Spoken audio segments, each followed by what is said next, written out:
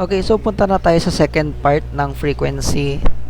So, nakikita nyo naman siguro, it is somehow organized compared to the previous parang ah parang yung visuals niya ganun. But we have to make this more organized than before kasi well, unless you want to, you know, isa-isa yung mga to, which is very hectic if it asks me. So, how to do that? Ngayon, pupunta tayo dito sa questions kasi it is under the age groups and the sex dito or genders rather. Ngayon, let's say we want to organize this how. So we're going to click on this sort and filter section that we are going to see on the top of the ribbon ng Microsoft Excel. And then we're going to click on filter. Upon clicking filter, meron tayong makikita mga arrows diyan which indicates na upon clicking this one, makikita mo lahat ng categories na pwedeng pagsortan or pwedeng pagpilian wherever you want. Same goes with the genders, male or female man lahat. So now you have an easier way of sorting things out, 'di ba?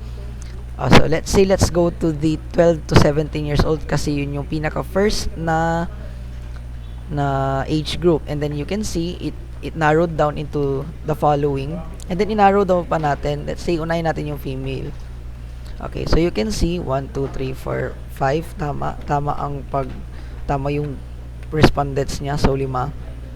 And then now we are going to proceed with providing 3 spaces after the data given, and then i-encode natin yung age group. After age group, then we are going to put female, male, and then ilalagay na natin dito yung basic, yung internet browsing,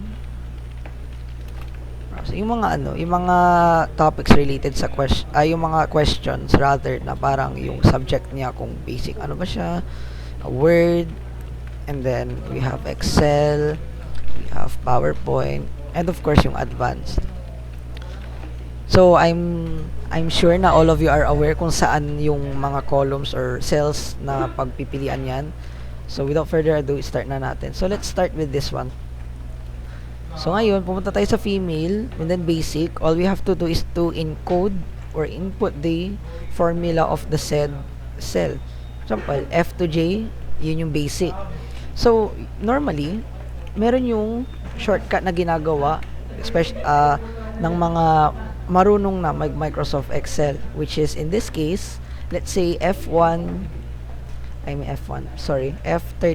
pala, tapos colon J36.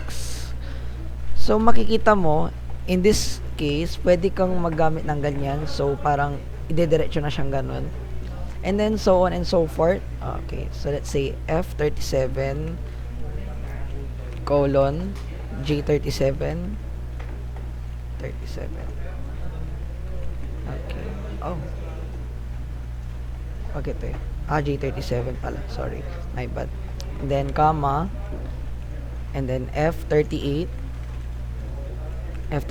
colon ulit, tapos J38 comma ulit, tapos F39 J39.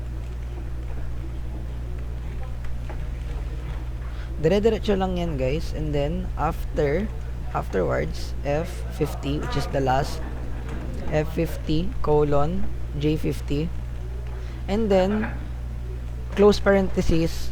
After that, there you have it. Ito na yung average niya. Pwede naman tayong gumamit ng shortcuts para at least hindi na tayo mahirapan. Pero there's also another way, and that is yung manual or yung isa-isain natin. So let's say dito sa average browsing. So sa internet browsing, it is from cell K to O.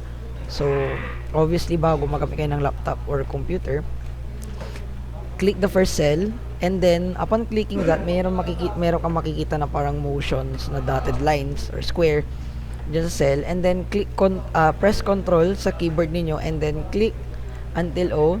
So ayan yung manual naman na sinasabi natin. Well, if it were me, suggest ko mas maganda yung shortcut. Pero kung gusto nyo na slow and steady wins the race, itong kunin nyo yung isa-isa. And then, pwede mo naman i-verify kung ilang numbers yung nandyan by looking kung hanggang saan ang number niya. So, you're probably wondering, wala, bakit 26 at 25 lang to? 26, ito yung parang placeholder niya, just in case na may gusto kang idagdag. Well, in fact, ito lang naman yung sa'yo. And then, enter. Okay. So, ngayon, ipa-fast forward ko na lang yung others para lang makita ninyo.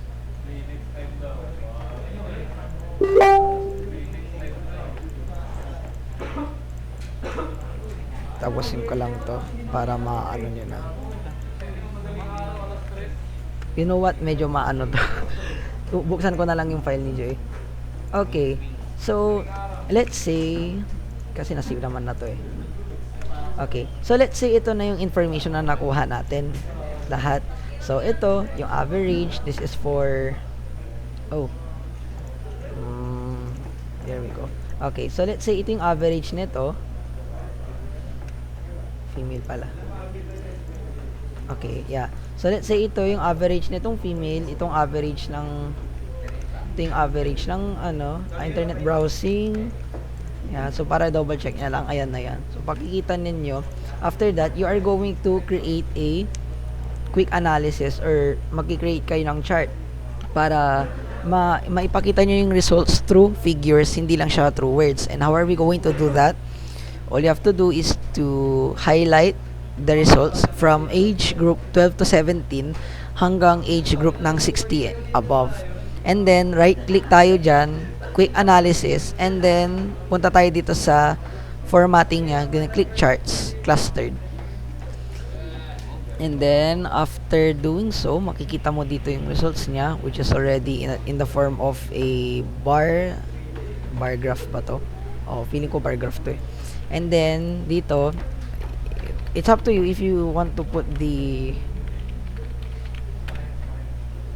name of it. Pero, kahit hindi naman na siguro kasi meron na siya sheet pala. Pero if you want to, then it's fine. Have it your way. And then, if you're probably wondering, bakit ganon? Ito sa 12, yung unang 12, wala yung 12 to 17 dito sa gilid. Tapos sa iba meron. You know, upon highlighting kasi, kung titingnan nyo, meron talagang isang cell na hindi ma-highlight. Pero, technically speaking, kasama pa rin siya dito sa chart. Hindi lang siya naka-indicate. So, you don't have to worry about that. And then, yeah. I think that's it. Oh, that's it. Naka-short. I just cut the procedures lang. Kasi parang kung ano man yung nagawa ko dito, then you will do it on the other hand. Pero sige, isabay ko na rin. So, let's say natapos na natin to. Okay. Baka kasi mamaya yung pag-shift ganun, 'di ba? Okay, so pagkatapos na natin dito sa part ng female, we can now proceed to the male. All we have to do is to click this filter icon here and then i-change mo from female, gagawin mo siyang male. Okay, and then lalabas na yung sa male. Ganun. Also, if you want to change the age group, click mo lang yung filter. Uncheck mo tong 12 to 17, check mo yung 18 to 21 and then boom, lalabas na siya. So, makikita mo yung male. Click mo lang dito para makita yung female. And there you have it. Yun na yun, guys. So, good luck sa inyo.